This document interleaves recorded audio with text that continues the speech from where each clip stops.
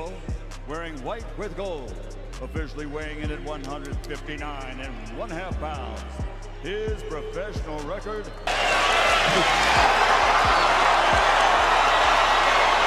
Huge crowd in attendance, many of them on their feet in anticipation for this much-anticipated fight.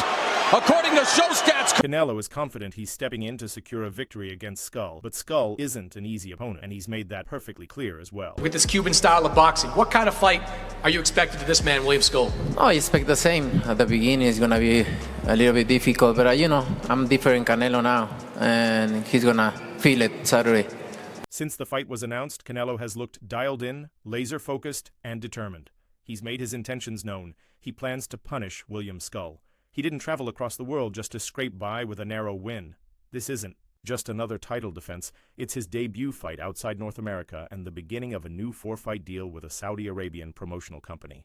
Canelo fans, please pray for Canelo. He's about to fight William Scull in Saudi. Pray for Canelo, bro. Pray for Canelo, bro. Bro, but don't you get it? Canelo will never lose because Turkey needs him to win. Yeah, he's not gonna lose. There's no way Turkey gets his Crawford fight if Canelo loses, so that's not happening. It's a deeper. In his latest verbal warning, Canelo didn't bother with politeness when addressing Scull.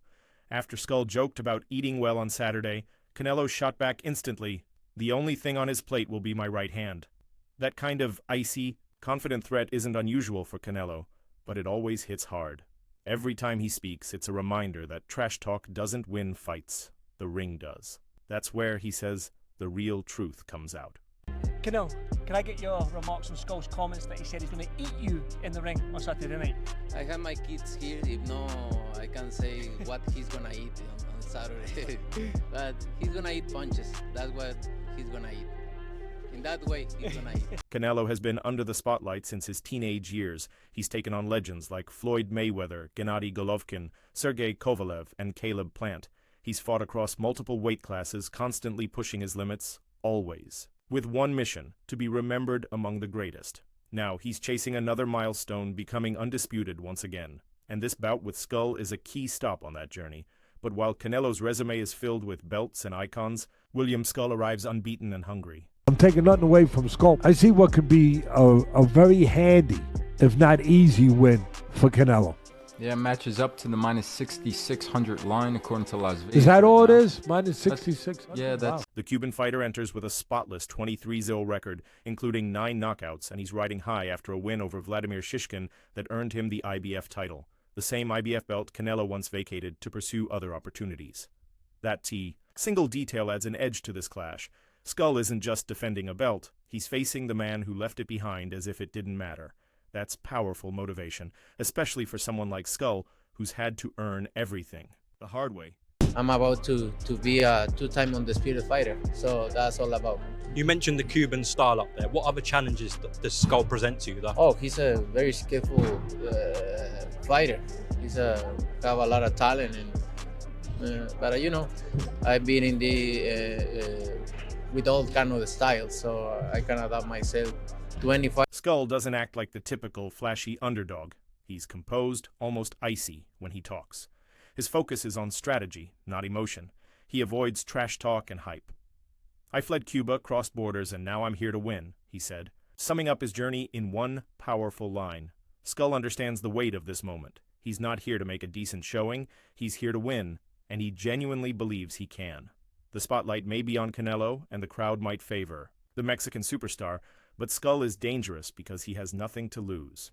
Canelo Alvarez. Canelo, you've been a part of 66 professional fights. Does number 67 this week feel a little bit different?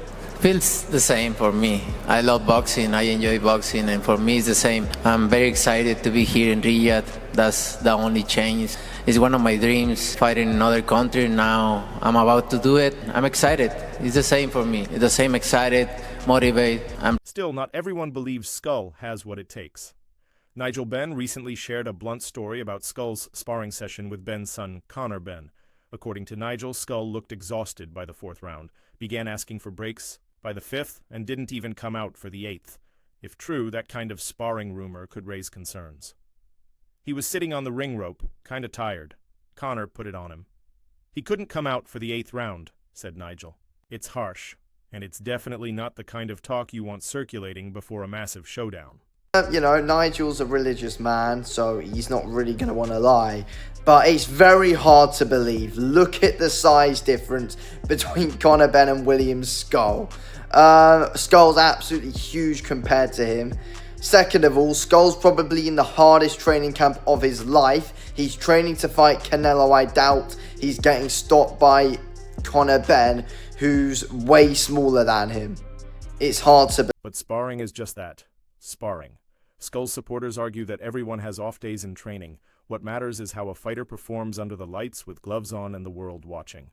Some respected voices are backing Scull too. Do more than just survive. David Morrell, an unbeaten rising star himself, has outright said Scull is being underrated. Morrell's done his homework, watched the amateur tapes, studied Skull's style, and he believes the Cuban has a real chance.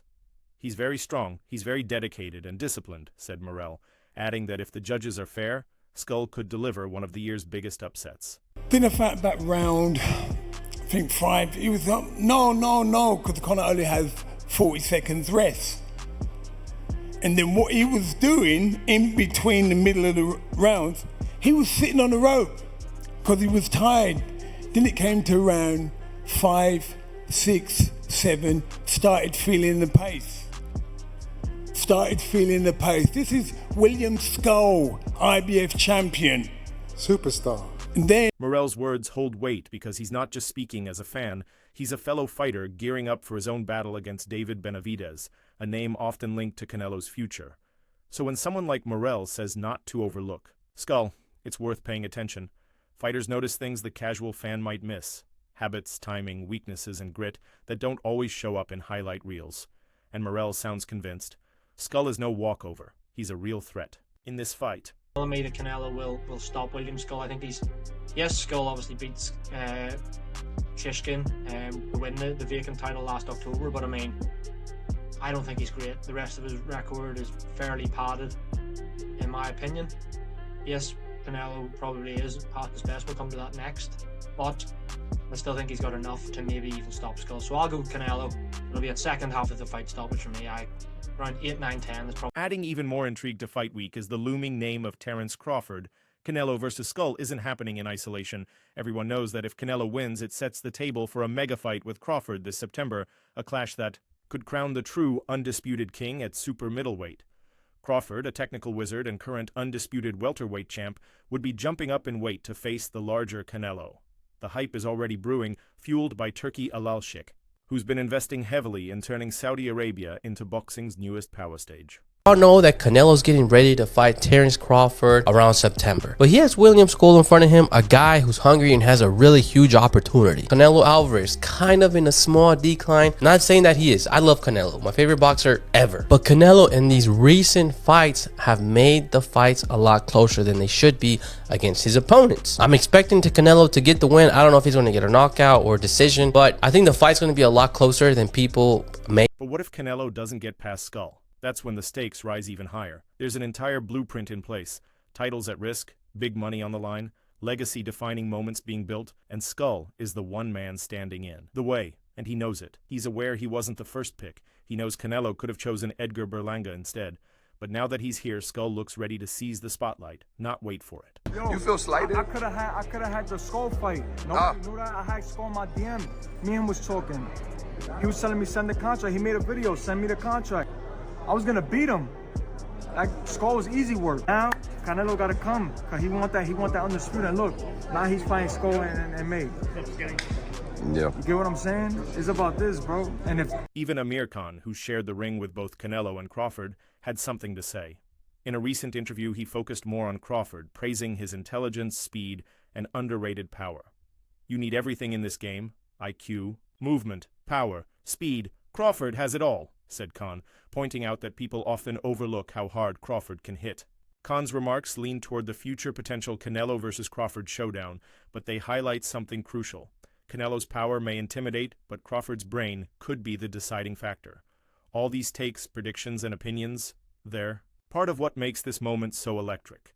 On one side, there's Canelo, the veteran, the star, sharp, tested, and dangerous. On the other, there's Scull, the silent storm, hardened by life, full of Cuban grit and still undefeated. One man fights to preserve a legacy, the other fights to build one. But the ring doesn't care about stories, headlines, sparring rumors, or future plans.